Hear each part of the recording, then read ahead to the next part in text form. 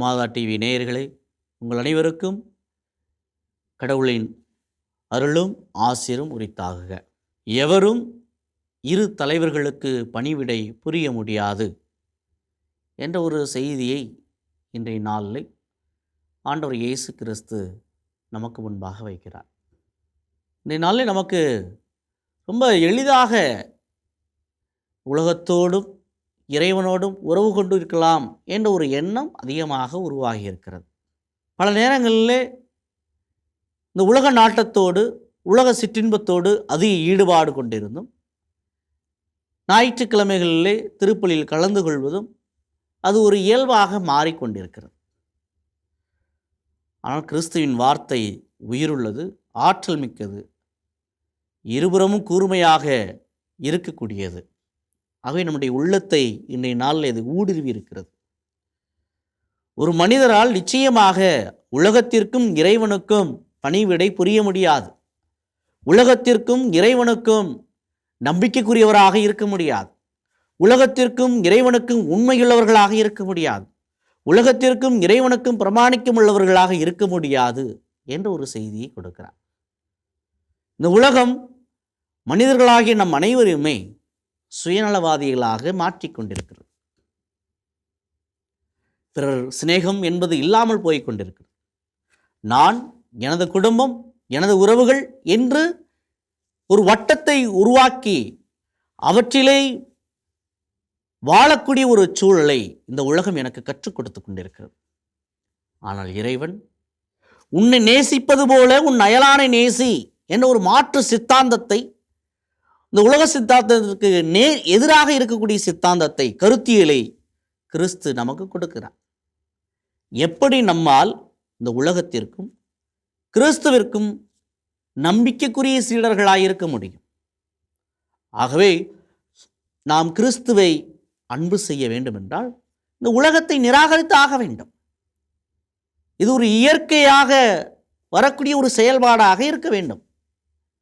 இரண்டையும் நாம் இரு கரங்களில் இரு கண்களாக பாவிக்க ஒருபோது முடியாது.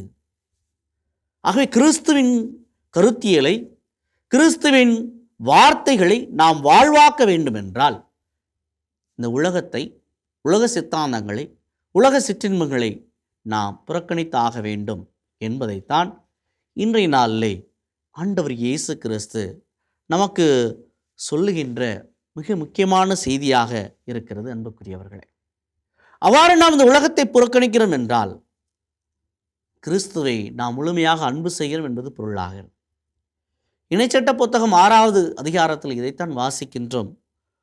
உன் கடவுளாகிய ஆண்டவரை உன் முழு இதயத்தோடும், உன் முழு உள்ளத்தோடும், உன் முழு ஆற்றலோடும் உன் கடவுளாகிய ஆண்டவரை அன்பு கூறுவாயாக என்று வாசிக்கிறோம். ஆகவே இந்த உலகத்தை நாம் புறக்கணித்தால்தான் எல்லாமல்ல இறைவனை, நம் ஆண்டவர் இயேசு கிறிஸ்துவை முழுவதுமாக நம்மால் அன்பு செய்ய முடியும் என்பதை ஆண்டவர் இயேசு கிறிஸ்து முதல் செய்தியாக குறிப்பிடுகிறார். இரண்டாவதாக, பல நேரங்களில் இந்த உலகத்தை பற்றி நாம் கவலைப்பட்டு கொண்டிருக்கிறோம். நாளை தினம் எப்படி இருக்குமோ, என் மகனுடைய எதிர்கால வாழ்க்கை எப்படி இருக்குமோ என்றெல்லாம் கவலைப்பட்டு கொண்டிருக்கிறோம். ஆனால் ஆண்டவர் இயேசு கிறிஸ்து தெளிவாக சொல்கிறார், கவலைப்படாதீர்கள், உங்கள் கவலையை என்னிடத்தில் ஒப்படைத்து விடுங்கள். அன்றாட கவலை அன்றாடம் இருந்தால் போதும். நாளைக்கு எப்படி நடக்கும் என்ற எண்ணமெல்லாம் நமக்கு தேவையில்லை என்று கிறிஸ்து சொல்கிறார்.